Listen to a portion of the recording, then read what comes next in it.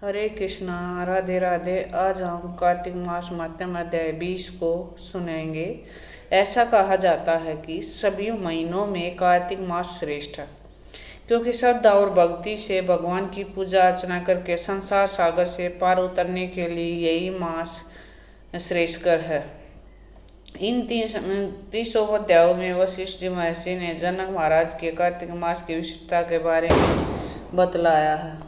इस मास में भगवान विष्णु जी का ध्यान करते हुए कोई भी पुण्य कार्य किया जाए तो उसका फल अवश्य मिलता है। सभी योनियों में मनुष्य योनि को सर्वश्रेष्ठ तथा दुर्लभ कहा गया है। अतः प्रत्येक मनुष्य को कार्तिक माह में पुण्य कर्म करने चाहिए, क्योंकि इस माह में सभी देवतागण मनुष्य के समीप आ जाते हैं।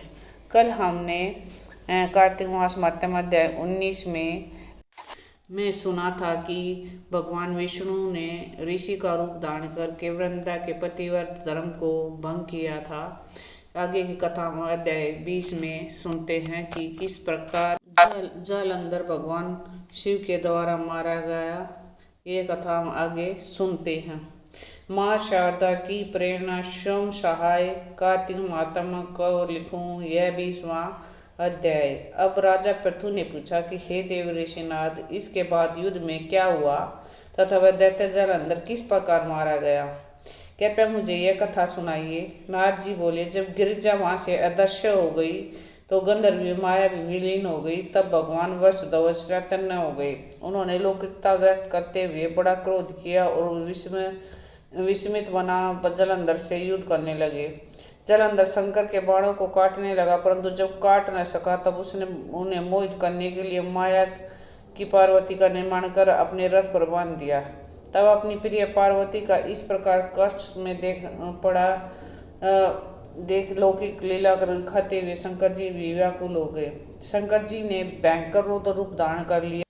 अब उनके रौद्र रूप को देखकर कोई भी दैत्य उनके सामने खड़ा होने में समर्थ न हो सका और सब भागने छिपने लगे। यहाँ तक कि शुंभ और निशुंभ भी समर्थ न हो सके। शिव जी ने उन शुंभ निशुंभ को साफ देखकर बड़ा धिक्कार और कहा, तुम दोनों ने मेरा बड़ा अपराध किया है। तुम युद्ध में भागते को मारना पाप है, इसलिए मैं तुम्हें अब नहीं मारूंगा, परंतु गौरी तुमको अवश्य मारेगी। शिव जी के ऐसा कहने पर सागर पुत्र जालंधर क्रोध से अग्नि के समान प्रज्वलित उठा। शिव जी पर घोर बाण बरसा कर धरती पर अंधकार कर दिया।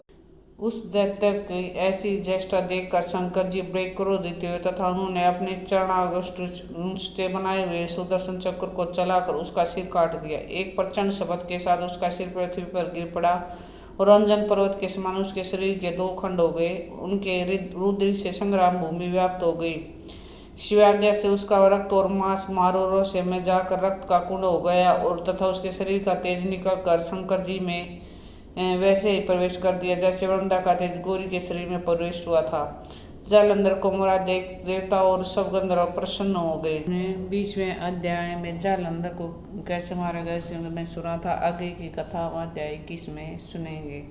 कार्तिक मास को बहुत ही पावन और पवित्र महीना बताया गया है। इस महीने में हमें ज़्यादा से ज़्यादा नाम जाप करना चाहिए। नाम जाप करके हम भक्ति मुक्ति शक्ति सब कुछ पा सकते हैं और जीवन में आई सारी कठिनाइयों को दूर कर सकते हैं। इसलिए हमें ज़्यादा से ज़्यादा भगवान का श्री हरि का नाम जाप करना चाहिए, क्योंकि शास्त्रों में भी कहा गया कि ये जीवन क्षणभंगुर है, अभी है अभी नहीं। इसलिए हमें ज़्यादा से ज़्यादा नाम जाप करके अब जीवन में आई सारी मुसीबत तथा पापों का अंत कर लेना चाहिए। हमें ज़्यादा से ज़्यादा नाम जाप करके करना चाहिए। हर समय हर सांस के साथ हर भाव में हर समय नाम जाप करते रहना चाहिए। हरे कृष्णा कृष्णा कृष्णा हरे हरे, हरे राम राम राम हरे हरे। नाम जाप करके हम अपने शक्ति मुक्ति भक्ति सब कुछ पा सकते हैं। इसलिए हमें ज़्यादा से ज़्यादा नाम जाप करना चाहिए।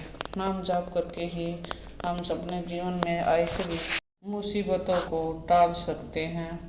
प्लीज़ हमारी वीडियो को ज़्यादा से ज़्यादा शेयर कीजिए, अपने शास्त्रों का ज़्यादा से ज़्यादा प्रचार कीजिए। ये भी एक सेवा है। राधे राधे।